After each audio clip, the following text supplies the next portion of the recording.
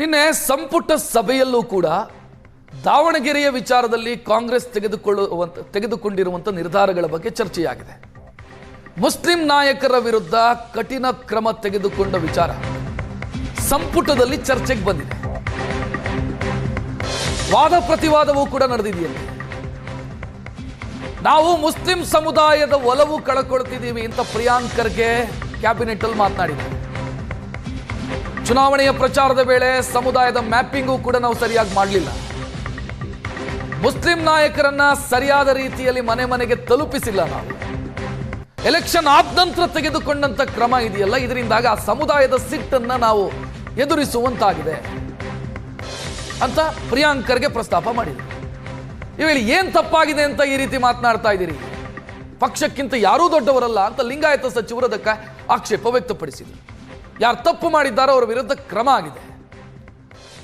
ಪಕ್ಷವೇ ದೊಡ್ಡದು, ಪಕ್ಷಕ್ಕಿಂತ ಯಾರೂ ದೊಡ್ಡವರಲ್ಲ ಅಂತ ಲಿಂಗಾಯತ ಸಚಿವರು ಅದಕ್ಕೆ ಆಕ್ಷೇಪ ವ್ಯಕ್ತಪಡಿಸಿದ್ದಾರೆ. ಒಟ್ಟಿನಲ್ಲಿ ಎರಡು ರೀತಿಯ ಅಭಿಪ್ರಾಯಗಳು.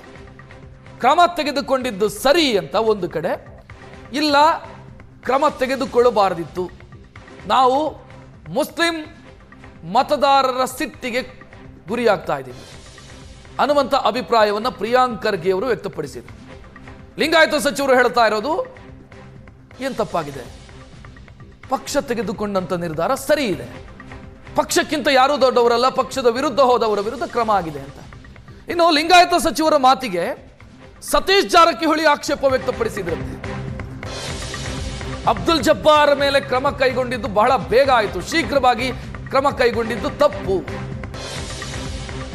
ಸಮುದಾಯಕ್ಕೆ ಅದು ಬೇರೆ ರೀತಿಯ ಸಂದೇಶವನ್ನು ಕೊಡ್ತಾ ಇದ್ದಾರೆ, ಮುಸ್ಲಿಂ ಸಮುದಾಯಕ್ಕೆ ಇದು ಸರಿಯಲ್ಲ. ನಾನು ಜಬ್ಬಾರ್ ಜೊತೆಗೆ ಮಾತನಾಡಿದ್ದೀನಿ,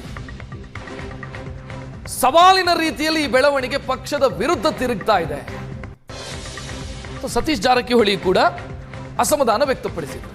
ಕೊನೆಗೆ ಚರ್ಚೆ ಜೋರಾಯಿತು, ವಾದ ಪ್ರತಿವಾದ ನಡೆಯಿತು. ಡಿ.ಕೆ. ಶಿವಕುಮಾರ್ ಮತ್ತು ಎಸ್ ಮಲ್ಲಿಕಾರ್ಜುನ್ ಸಚಿವ ಸಂಪುಟದಿಂದ ಅಂದ್ರೆ ಕ್ಯಾಬಿನೆಟ್ ಸಭೆ ನಡೀತಾ ಇದ್ದಾಗ ಅರ್ಧಕ್ಕೆ ಎದ್ದು ಬಂದಿದ್ದಾರೆ.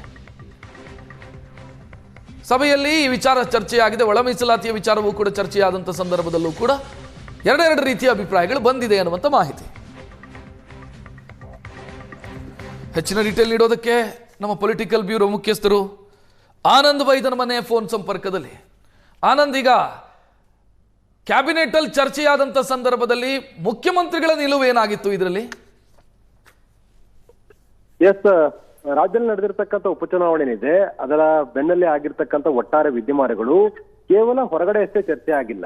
ನಿನ್ನೆ ನಡೆದಂತ ಸಚಿವ ಸಂಪುಟ ಸಭೆಯಲ್ಲೂ ಕೂಡ ಗಂಭೀರವಾಗಿ ಚರ್ಚೆ ಆಯಿತು. ಬೇರೆ ಬೇರೆ ಆಯಾಮಗಳಲ್ಲಿ ಈ ವಿಚಾರದ ಬಗ್ಗೆ ಚರ್ಚೆ ಆಗಿರ್ತಕ್ಕಂಥ ನಾವು ಗಮನಿಸಬಹುದಾಗಿದೆ. ಯಾಕಂದ್ರೆ ಬಹಳ ಮುಖ್ಯವಾಗಿ ಮುಸ್ಲಿಂ ಸಮುದಾಯದ ಆಕ್ರೋಶಗಳು ಹೊರಹೊಮ್ಮತಾ ಇರತಕ್ಕಂಥ ಹಿನ್ನೆಲೆಯಲ್ಲಿ ಆ ಸಮುದಾಯದ ನಾಯಕರ ಮೇಲೆ ತೆಗೆದುಕೊಂಡಿರ್ತಕ್ಕಂಥ ಕ್ರಮಗಳ ಬಗ್ಗೆ ಈಗ ಒಂದು ರೀತಿ ವಿಶ್ಲೇಷಣೆ ಆಗ್ತಾ ಇದೆ. ನಿನ್ನೆ ನಡೆದ ಸಚಿವ ಸಂಪುಟ ಸಭೆಯಲ್ಲೂ ಕೂಡ ಈ ಬಗ್ಗೆ ಚರ್ಚೆ ಆದಾಗ ಲಿಂಗಾಯತ ಸಚಿವರುಗಳೆಲ್ಲರೂ ಕೂಡ ಕ್ರಮ ತೆಗೆದುಕೊಂಡು ಸರಿ ಅಂತಕ್ಕಂಥ ಅಭಿಪ್ರಾಯಗಳನ್ನು ವ್ಯಕ್ತಪಡಿಸಿದರು. ಆದರೆ ಬಹಳ ಮುಖ್ಯವಾಗಿ ಸತೀಶ್ ಜಾರಕಿಹೊಳಿ, ಪ್ರಿಯಾಂಕಾ ಖರ್ಗೆ ಸೇರಿದಾಗೆ ಪ್ರಮುಖರು ಅಂದ್ರೆ ಎಸ್ಟಿ ಸಮುದಾಯಕ್ಕೆ ಸೇರಿರ್ತಕ್ಕಂಥ ಸಚಿವರುಗಳು ಮುಸ್ಲಿಮರ ಪರವಾಗಿ, ಮುಸ್ಲಿಂ ನಾಯಕರ ಪರವಾಗಿ ಬ್ಯಾಟಿಂಗ್ ಮಾಡ್ತಕ್ಕಂಥ ಪ್ರಯತ್ನವನ್ನ ಮಾಡಿದ್ರು. ಈಗ ತೆಗೆದುಕೊಂಡಿರ್ತಕ್ಕಂಥ ಕ್ರಮಗಳ ಒಟ್ಟಾರೆ ಇಂಪ್ಯಾಕ್ಟ್ಗಳು ಬೇರೆ ಬೇರೆ ಸ್ವರೂಪವಾಗಿ ಅದು ಪಕ್ಷಕ್ಕೆ ಮಾರಕ ಆಗ್ತಕ್ಕಂಥ ಸಾಧ್ಯತೆಗಳಿದೆ. ಹಾಗಾಗಿ ಕ್ರಮ ತೆಗೆದುಕೊಂಡದ್ದು ಅತ್ಯಂತ ಅರ್ಲಿ ಆಯ್ತು ಅನ್ನುವ ರೀತಿಯಲ್ಲಿ ಸತೀಶ್ ಜಾರಕಿಹೊಳಿ ಕೂಡ ಮಾತಾಡಿದ್ರು. ಪ್ರಿಯಾಂಕಾ ಖರ್ಗೆ ಕೂಡ ಅದನ್ನ ಪುರಸ್ಕರಿಸತಕ್ಕಂಥ ಕೆಲಸವನ್ನ ಕೂಡ ಮಾಡಿದ್ರು. ಈ ಹಂತದಲ್ಲಿ ಲಿಂಗಾಯತ್ ಸಚಿವರುಗಳು ಮಲ್ಲಿಕಾರ್ಜುನ್ ಪರವಾಗಿ ಮತ್ತು ಪಕ್ಷ ತೆಗೆದುಕೊಂಡಿರ್ತಕ್ಕಂಥ ಕ್ರಮವನ್ನ ಬೆಂಬಲಿಸುವ ರೀತಿಯಲ್ಲಿ ಅಭಿಪ್ರಾಯ ವ್ಯಕ್ತಪಡಿಸಿದಾಗ ಸಹಜವಾಗಿ ಚರ್ಚೆ ಕೂಡ ಆಯ್ತು. ಅಂತಿಮವಾಗಿ ಈ ಸಂದರ್ಭದಲ್ಲಿ ಚರ್ಚೆ ಜೋರಾದಾಗ ಮಲ್ಲಿಕಾರ್ಜುನ್ ಕೂಡ ಸಚಿವ ಸಂಪುಟ ಸಭೆಯಿಂದ ಹೊರಗೋಗಿರ್ತಕ್ಕಂಥ ವಿದ್ಯಮಾನ ಕೂಡ ನಡೆದಿರುವಂತದ್ದು. ಇದಕ್ಕೂ ಮುಂಚಿತವಾಗಿ ಒಳ ಮೀಸಲಾತಿ ವಿಚಾರದಲ್ಲಿ ಚರ್ಚೆ ಆಗುವ ಸಂದರ್ಭದಲ್ಲಿ ಡಿ.ಕೆ. ಶಿವಕುಮಾರ್ ಕೂಡ ಮುಖ್ಯಮಂತ್ರಿಗಳ ಮಾತನ್ನೂ ಕೇಳದೆ, ಸಚಿವರಾಗಿರುವಂತಹ ಪ್ರಿಯಾಂಕಾ ಖರ್ಗೆ ಅವರ ಮಾತನ್ನೂ ಕೂಡ ಕೇಳದೆ ಸಚಿವ ಸಂಪುಟದಿಂದ ಹೊರಗಡೆ ಹೋಗಿರ್ತಕ್ಕಂಥ ಡೆವಲಪ್ಮೆಂಟ್ ಕೂಡ ನಡೆದಿದೆ.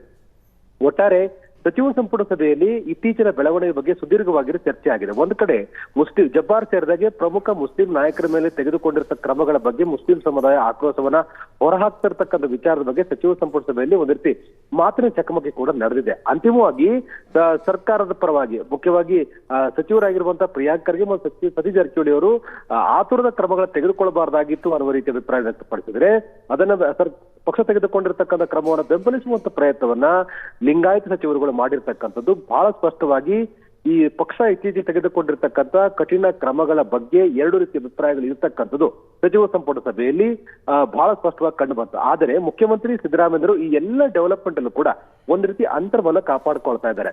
ಕಳೆದ ಹಲವು ದಿನಗಳು ನಡೀತಿರ್ತಕ್ಕಂಥ ಡೆವಲಪ್ಮೆಂಟ್ ಗಮನಿಸ್ತಾ ಇದ್ದಾರೆ. ಮುಖ್ಯಮಂತ್ರಿಗಳು ಯಾವುದೇ ರೀತಿಯಾಗಿರ್ತಕ್ಕಂಥ ಆತುರದ ಹೇಳಿಕೆ ಆಗ್ಲಿ ಅಥವಾ ಯಾವುದೇ ರೀತಿಯ ನಡೆಯನ್ನು ಕೂಡ ಅವರು ಅನುಸರಿಸ್ತಾ ಇಲ್ಲ.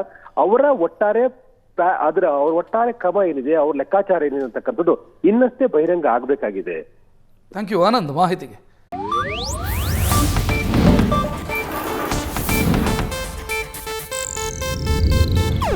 ಇದು ಏಷ್ಯಾನೆಟ್ ನ್ಯೂಸ್ ನೆಟ್ವರ್ಕ್ ಪ್ರಸ್ತುತಿ.